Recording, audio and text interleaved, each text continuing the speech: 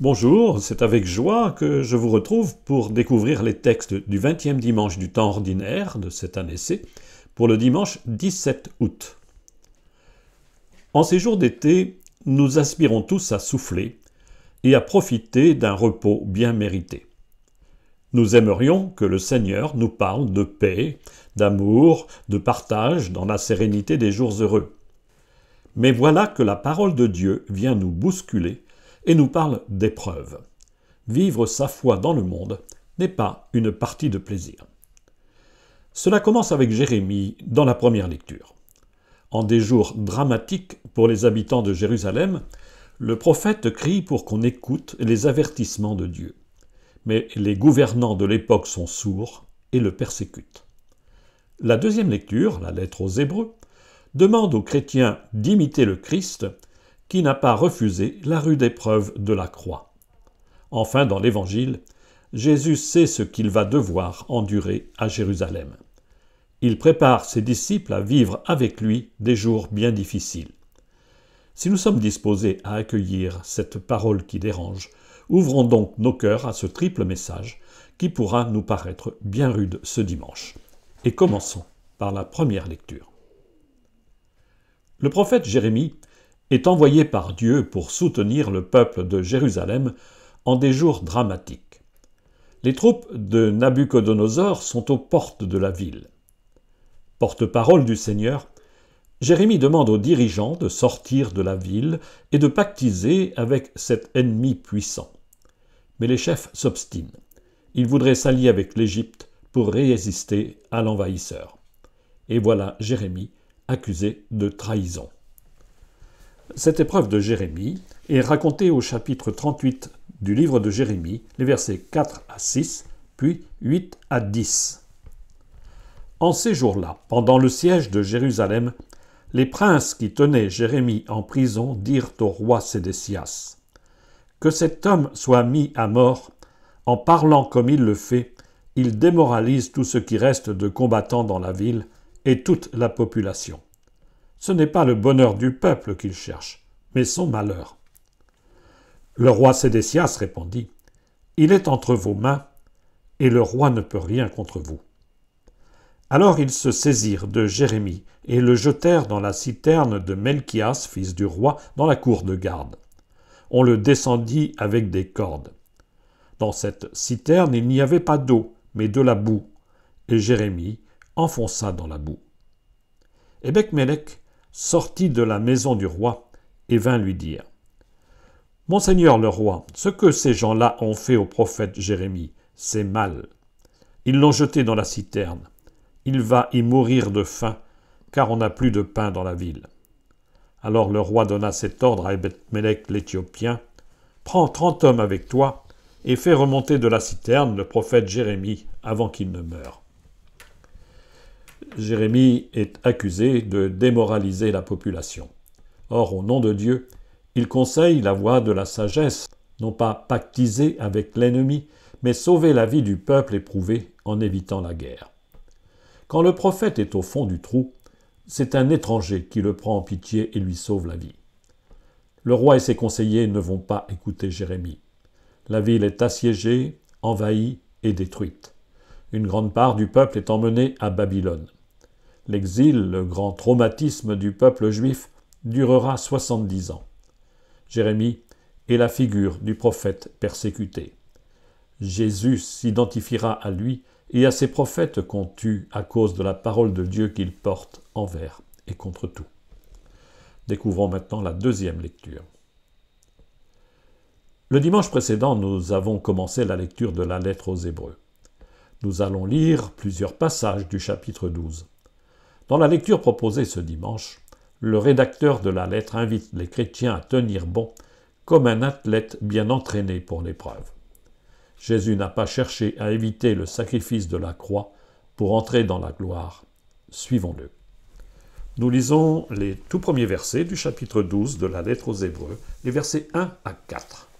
« Frères, nous qui sommes entourés d'une immense nuée de témoins et débarrassés de tout ce qui nous alourdit, en particulier du péché qui nous entrave si bien, courons avec endurance l'épreuve qui nous est proposée.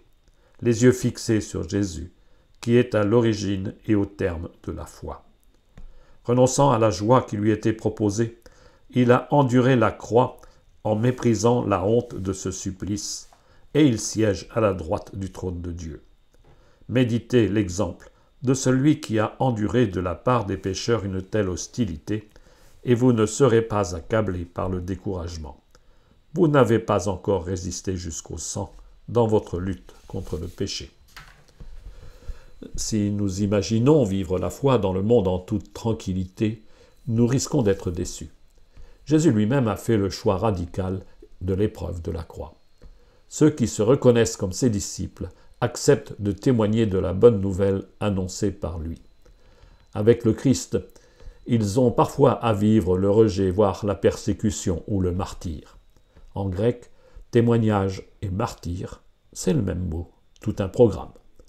Sans aller jusqu'à ce don radical, il faut du courage pour témoigner du Christ. Mettons-nous maintenant à l'écoute de l'évangile de ce dimanche. De dimanche en dimanche, nous poursuivons la lecture du chapitre 12 de l'évangile de Luc. L'enseignement de Jésus s'adresse à la fois à tous ses disciples, mais aussi en particulier à ceux qui portent la charge d'être à la tête du peuple, ceux qu'on appelle les apôtres. Pour les préparer à vivre l'épreuve de sa mort à Jérusalem, Jésus leur annonce les événements à venir et les avertit. C'est le lot de tous les disciples que de vivre sa foi dans la division et le feu. Découvrons cet avertissement de Jésus au chapitre 12 de l'évangile de Luc, les versets 49 à 53. En ce temps-là, Jésus disait à ses disciples : « Je suis venu apporter un feu sur la terre, et comme je voudrais qu'il soit déjà allumé. Je dois recevoir un baptême, et quelle angoisse est la mienne jusqu'à ce qu'il soit accompli. Pensez-vous que je sois venu mettre la paix sur la terre ? Non, je vous le dis, mais bien plutôt la division. Car désormais, 5 personnes de la même famille seront divisées, 3 contre 2 et 2 contre 3. Ils se diviseront, le père contre le fils et le fils contre le père, la mère contre la fille et la fille contre la mère, la belle-mère contre la belle-fille et la belle-fille contre la belle-mère. » Jean-Baptiste l'avait annoncé. Lui baptisait dans l'eau, mais il venait derrière lui, celui qui baptiserait dans l'Esprit Saint et le feu. Cette prophétie annonçait la Pentecôte à venir. Mais pour que jaillisse l'Esprit, il fallait que Jésus assume sa plongée dans la mort comme il fut plongé dans l'eau du Jourdain. À quelques jours d'entrer à Jérusalem et de vivre l'épreuve ultime, Jésus partage à ses amis son angoisse et sa détermination. C'est pour allumer ce feu qu'il est venu sur terre, et sa volonté, celle du Père avec lui, c'est d'aller jusqu'au bout de son baptême. Son immersion en humanité s'achève dans le sacrifice ultime qu'il désire et qu'il craint en même temps. Les prophètes présentaient le Messie à venir comme prince de la paix, Isaïe chapitre 9 verset 5, ou comme dans le livre de Malachie, il devait être celui qui ramènerait le cœur des pères vers leurs fils et des fils vers leurs pères, Malachie chapitre 3 verset 27. Or, Jésus annonce à ses proches que ce temps de paix n'est pas pour maintenant. Ces paroles de Jésus font sûrement écho aux difficultés que vivaient les premières communautés chrétiennes. La foi nouvelle ne se vivait pas dans la paix, mais elle provoquait la division au sein même des familles. C'est peut-être encore de même aujourd'hui. Suivre le Christ et vivre sa foi dans le monde rencontre souvent incompréhension, rejet, voire même persécution. La paix n'est pas promise par Jésus sur cette terre, mais elle sera bien réelle dans le royaume, qui n'est pas encore de ce monde. Jésus annonce son martyre à Jérusalem en disant « Toi, la ville qui tue les prophètes et qui lapide ceux qui te sont envoyés ». Il annonce en même temps que l'épreuve est l'horizon de l'Église. Lorsque viendra le feu de l'Esprit, les disciples du Christ auront à prendre la suite du Maître. Aujourd'hui, comme Jésus à Gethsémani osait le demander à son Père, nous aimerions vivre la foi dans une douce tranquillité. Or, il nous faut accepter de vivre la mission dans la rudesse des jours. C'est la condition normale pour l'Église que d'assumer comme Jésus le temps de l'angoisse et du baptême à recevoir, tout en gardant en mémoire dans le cœur que la croix a conduit Jésus à siéger à la droite du trône du Père. La paix et la gloire sont promises à ceux qui vivent l'aujourd'hui de la croix. Bon dimanche.